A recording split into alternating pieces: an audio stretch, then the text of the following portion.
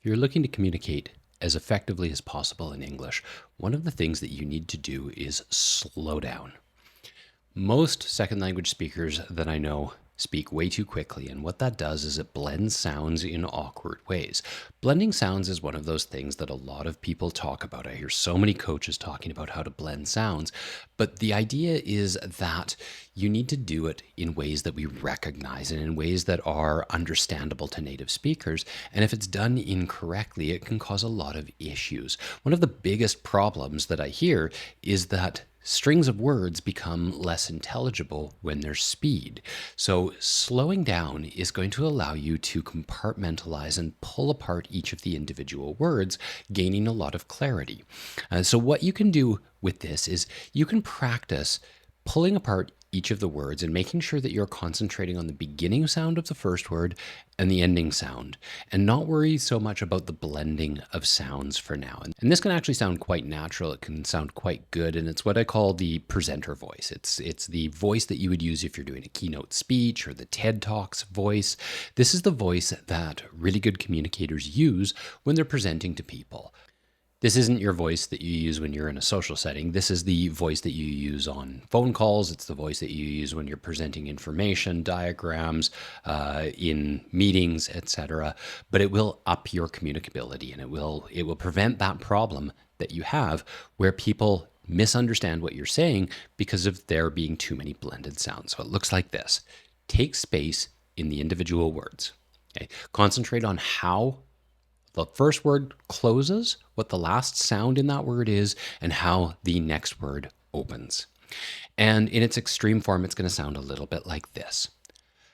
I am a teacher. I have been a teacher for 20 years. Okay, each of those words is being completely compartmentalized, and it sounds really awkward at that speed. It doesn't sound good, it doesn't sound normal, and it's not how you want to communicate. But it will give you practice, and it will start building this ability to pull apart each of those individual words.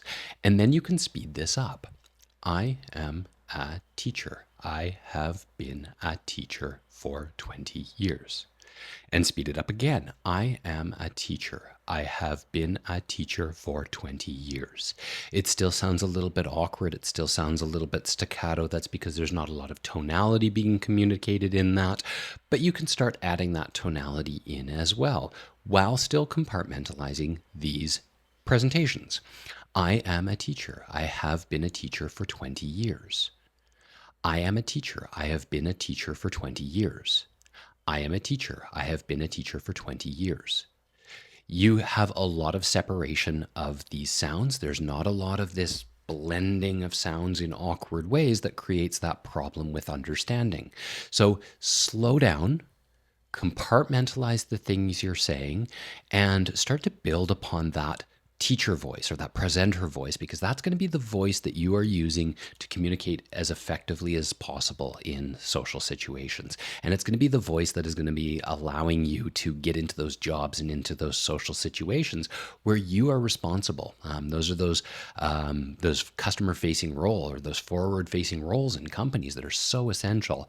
This is the voice that they want to hear. This is the communicative voice where people are able to separate. Even with a thick accent, they're able to separate the words and they're able to have a large amount of communicability because you hear each of these individual words separated and unto itself.